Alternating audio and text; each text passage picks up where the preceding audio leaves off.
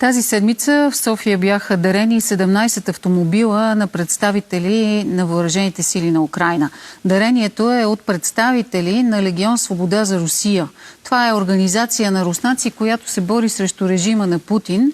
Интересното е, че Легиона има представители, които работят за каузата си от България. В историите на Мария Йотова ви срещаме с двама от тях. Здравей, Мария. Здравей. Първо и най-важно, разкажи как събират даренията. Те даряват едни коли и с кого точно ни срещаш?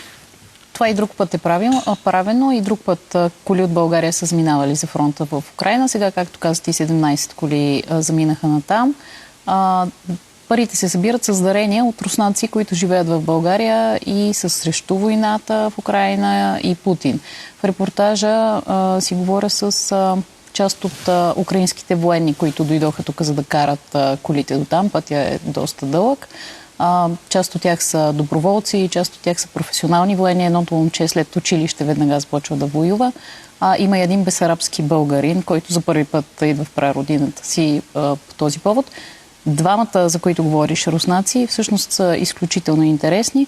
Единият от тях е имал огромен бизнес в Русия, който е взет национализиран и е с присъда в Русия, така че ще си стои в България или на територията на Европейския съюз, докато режима на Путин не падне. Да видим.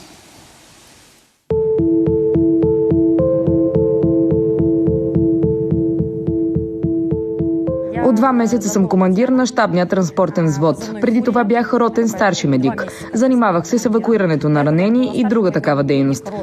Какво правихте преди войната? Гледах си семейството. Имах и салон за красота, маникюр и педикюр. И освен това бях преподавател. Обучавах на тази професия.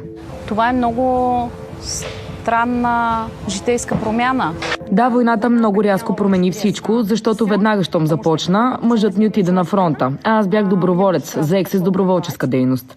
След 2 години усетих, че като доброволец съм изчерпала възможностите си и по-добре се чувствам там, с момчетата на предната линия, отколкото сред цивилните. И отидох да воювам. Вашия съпруг обаче е руснак. С него 22 години живеем в Украйна. Той е руски гражданин. Щом започна войната, без колебания тръгна да се сражава. Постъпи в Легиона Свобода за Русия. Тръгнаха да воюват за Украйна, за свободата на Украйна и да направят каквото могат, за да освободят дори руснаците от този агресор. Но това са руснаци, нали? Да, руснаци са, които се сражават за Украйна и да освободят Русия. Това също е голямо житейско изпитание, руснаци да воюват срещу руснаци. Ще ви кажа как вижда нещата мъжът ми. За него няма значение какви са, защото знае. Те ни нападат. Имаме дъщеря, родена е в Украйна. Той казва, не искам тия да дойдат да изнасилват, да убиват децата ни. Как да го кажа? Не им мига окото, когато убиват агресор. Какво правите в България днес? Пристигнахме да приберем тези коли. Един изключителен човек, който помага не за пръв път на Легиона Свобода за Русия. Изпраща им коли. Сега ни помага на нас, защото липсата на коли при нас е катастрофална. Те са като консуматив и има много дронове. Не можем да минем от всякъде. Ако нямаме коли, няма да можем да изнесем ранените. Не можем да осъществим връзка, дори най-елементарното. Няма как да закараме храна и вода. Идвала съм и друг път да карам коли за Легиона. А сега ще карам за моята бригада. Това е нещо много сериозно и важно за нас. Къде е базирана вашата част? Къде отиват тези машини? Купинския сектор. Как върват там нещата? Хич не е радостно, плачевно е положението. Но не се предаваме, вървим напред и всичко ще е наред при нас. Психически е много тежко. Психически сме изморени, защото не ни достигат техника, не ни достигат хора. Катастрофално ни липса всичко това, но не се предаваме. Ние сме страхотен народ, смел народ сме. Ние сме борбен народ. Всичко ще е наред. Кой ви измисли поземната? Фурия? Беше при последното ми ходене при разузнавачите от 21-а бригада. Те летят с фурии. Когато стигнах до тях, бяха шокирани, защото цивилни не могат да стигнат до тях. И казаха, само фурия може да долети до тук и само една фурия може да стигне до тук. Връчаха ми този шеврон и от тогава съм фурия. Старшина съм. Позивната ми е Полик. В Харковския сектор сме. Как вървят нещата там? Тежка, но контролирана. Постоянно кръжат дронове, летят ракети и реактивни снаряди. Няма някакъв техен пробив, слава богу. Удържаме всичко. Какво правихте преди войната? Много отдавна воювам, от 2015 година. Преди това учех. Какви са настроенията? Как държите бойния дух, при положение, че продължава вече прекалено дълго тази война? Нагласата ни е много позитивна, защото сме си на нашата земя. Няма такова нещо като лошо настроение. Така или иначе ще издържим. Това не зависи от настроението. Всички разбират за какво е това и на къде вървим и толкова. Кое е най-трудното на войната? Главната трудност там е, че това е войната на технологиите, които не спират да се развиват, усъвършенстват се всеки ден и човешкият ресурс вече не играе роля. Води се битка между технологиите, дронове и други такива неща. А защо това да е трудно? Това не трябва ли да прави ситуацията по-лесна? Така е, на това се учим, но нямаме такъв огромен бюджет. Изпреварваме ги в технологиите, но не като количество. Затова получаваме помощ, защото става въпрос за необходими количества. Кога не сте излизал за малко от бойното поле, сега това прилича ли малко на идването в България на дъх, който си взимате от войната? Извън планово и освен планираната ротация не си спомням от кога. Не помня от кога ротация не е имало. Отпуската е 2 пъти в годината за по 2 седмици.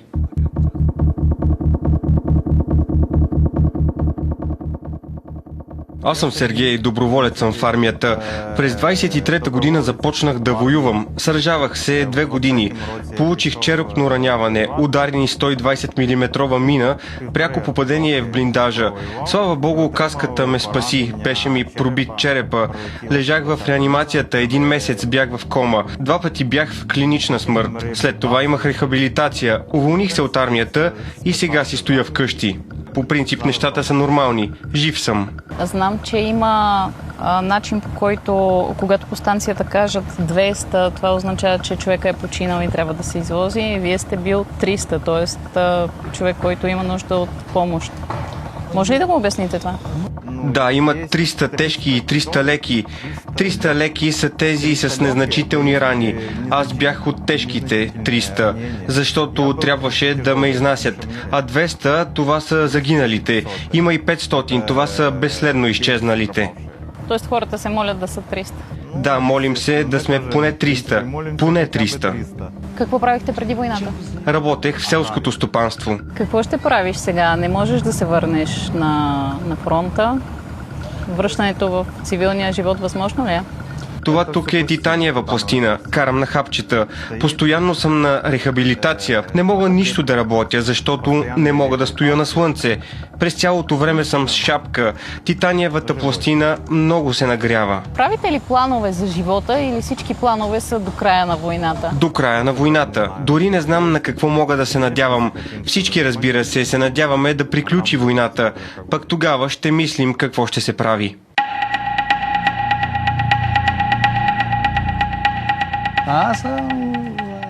Казвам се Вячеслав, от Болградски район на Бесарабия съм. Позивната ми е Болгар. С тази позивна отидох да воювам в 23-та бригада. Уволнен съм след като бях ранен. Защо отиде да воюваш? Ти си бил доброволец. Да, доброволец съм. Отидох да воювам, защото настана такова време. Имам син на 8 години, тогава беше на 5 и трябваше да ги спрем, защото онова изобщо не можеше да се търпи. Той сега не се търпи и нещо трябваше да се направи. Иначе нямаше как. Какво да се прави? Ранен си. Какво се случи? Аз съм щурмовак. Бяхме край Бахмут, вдигнахме се на щурм, падна 120 мм мина, рани ме, с метална челюст съм, без един бъбрек съм, махнат ми е далакът, единият бял дроб, стомахът ми е зашит, иначе всичко е наред. Но така или иначе, жив съм, мога да си видя семейството, ето мога да дойда при вас, на някой им провървя по-малко, отколкото на мен. Идвал ли си в България до сега? Не, за първи път съм на гости при вас. Никога не съм бил в България. Задължително искам със семейството ми да дойдем. Искам да покажа България на сина си, на жена си да я покажа. Когато тръгнах да воювам, много хора смятаха, че съм легионер, че съм дошъл от България. Украйна е голяма. Много хора не знаят за Бесарабия, че много българи живеят там. Много хора от Бесарабия дойдоха тук да учат и устроиха живота, кариерата си тук. Работят, занимават се с бизнес и всеки с каквото може помага. Не можем да им се сърдим. Благодарни сме им. Огромна благодарност и на вас за топлото посрещане, за помощта. Поклон до земята и голяма благодарност от Бесарабия и от цяла Украйна.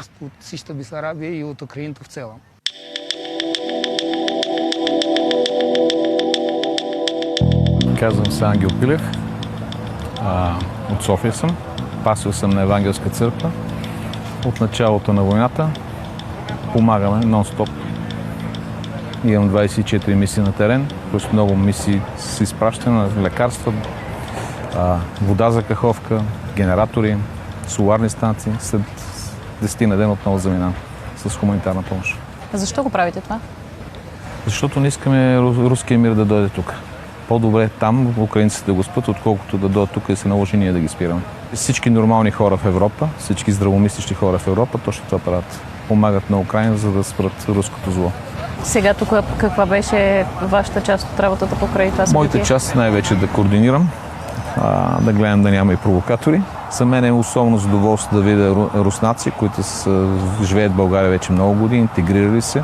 Това са хора избягали от войната на Путин, които не желаят да воюват срещу Украина или срещу друга държава. Единственият начин да го направят, като избягат от Русия. И не само това, те не са пасивни, те правят нещо повече, събират средства, даряват автомобили. Тези автомобили там са като разходен материал, ние сме дарявали също. И мога да кажа, че най-краткият автомобил, който ни издържа, беше 7 минути на фронт. Беше една линейка. Изпратихте го и след 7 минути? 7 минути гръмна толкова и беше живот. Защо сте със скрито лице? Легионът Свобода за Русия в Русия е обявен за екстремистка терористична организация. Ние сме лични врагове на Путин. Затова ни се налага да крием лицата си. В организацията са руснаци, които са срещу путинския режим, срещу войната, които помагат на Украйна в справедливата й борба за свобода и независимост. Легионът има военизирани части и в този момент те се сражават в Украйна рамо до рамо с украинските въоръжени сили. Вие бил ли сте на фронта или не? Не. Живея в България и дейността ми е насочена към работа от България. А защо дойдохте в България? Наложи ми се да се евакуирам от Русия, защото не съм съгласен с путинския режим и смятам, че всеки уважаващ себе си руснак трябва да се бори срещу този режим. В Русия има достатъчно хора, които са готови да се борят с путинския режим, но са наплашени. Политическите репресии са много силни. Хората се страхуват открито да излязат на улиците, да изкажат мнението си, да участват по някакъв начин активно в борбата. Но има достатъчно такива хора. Променя ли се отношението към него? Променят ли се настроенията след тези удари украински по критична инфраструктура в Русия? Да, без съмнение отношението се променя, защото когато хората виждат какви са цените на бензина, когато освен бензина започват проблеми с хранителните стока, започват въпросите и хората разбират, че войната се връща в тяхната къща. И естествено, такива удари карат хората да изтрезнеят чак сега. Това е по-голямата част от населението, която е видеотенал пропаганда. Близо ли е края на режима на Путин? Краят наближава, но никой не може да посочи точната дата. Той може да приключи както след един месец, така и след няколко години. Но така или иначе, краят му ще настъпи. Знае ли се в Русия колко са жертвите до сега? Колко човека сте загубили на фронта? Официално нито едната, нито другата страна може да посочи точния брой. Русия изцяло е засекретила данните за своите жертви и средно 5 пъти намалява броя на загубите си. Но смятам, че са не по-малко от 1 милион.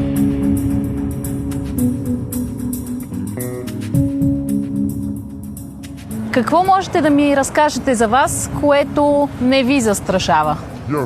Гражданин на Русия съм. Етнически руснак. Напуснах Русия заради това, че престъпният путински режим представлява реална заплаха за всички нормални хора. Убиват хора, тровят ги с химически вещества, вкарват ги в затвора с огромни присъди. Сега на политическите процеси не вкарват затвора за по-малко от 7 години. Затова ми се наложи да напусна Русия, но продължавам да съм оптимист. Знам, че никакъв диктаторски режим не може да издържи дълго в условията на цивилизования 21 век. Вие сте имал огромен бизнес в Москва. Какво се случи с бизнеса ви?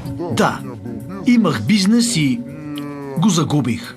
Онези, които не се вписват в схемата на путинската диктатура по различни причини, са подложени на натиск. Срещу тях или повдигат криминални обвинения, или ги обявяват за терористи, за екстремисти пред закона. Затова всички нормални хора или ги вкарват в затвора и автоматично им прибират бизнеса, или им отнемат бизнеса и те заминават в чужбина. Вие сте бил близък с Навални. Да, наистина бяхме приятели. Алексей Навални беше уникален. Такива се раждат, според мен, 1 на 1 милиард. Човекът беше с невероятно ниво на интелект. Работехме върху това да построим нормална демократична държава. Какво правите в България сега? Това, което се случи тук, какво е? Това, което правим сега с колите, е моят личен, човешки дълг на гражданин към родината ми – Русия. Смятам, че путинския режим не трябва да съществува и рано или късно ще унищожим Путин. Това тук беше моят малък принос за общата ни победа. Преди няколко седмици се оказа, че България няма да подкрепи санкциите срещу Русия и заради руския патриарх Кирил. Как човек като вас приема това? Нямам право да правя някакъв коментар за действията на вашето правителство. Но патриарх Кирил не е свещенослужител. Това е служител на ФСБ. Тези украински удари, които са в вътрешността на Русия, променят ли ситуацията за страната? Путин за първи път спомена, че страната изпитва трудности в доставките за гориво. Имаме ли промяна в ситуацията заради тези удари? Това, че се проточиха огромни опашки на бензиностанциите, го виждат всички. Всички го снимат и викат: "Олеле, катастрофа!" Русия е на ръба на катастрофата. Нещата наистина са такива, но това е една малка част от победите, които ние постигаме заедно с Украйна срещу путинския режим. Има огромна подводна част на съпротивата. В Русия действа съпротива. В Русия всеки ден подпалват локомотиви, опожаряват железопътни разпределителни табла, горят хеликоптери по летищата, насочват дроновете срещу самолети. Това са наши руснаци, които участват в съпротивата срещу путинския режим. Ако се върнете в Русия, какво ще се случи с вас? Мисля, че човек като мен 100% ще бъде убит. Убит 100%.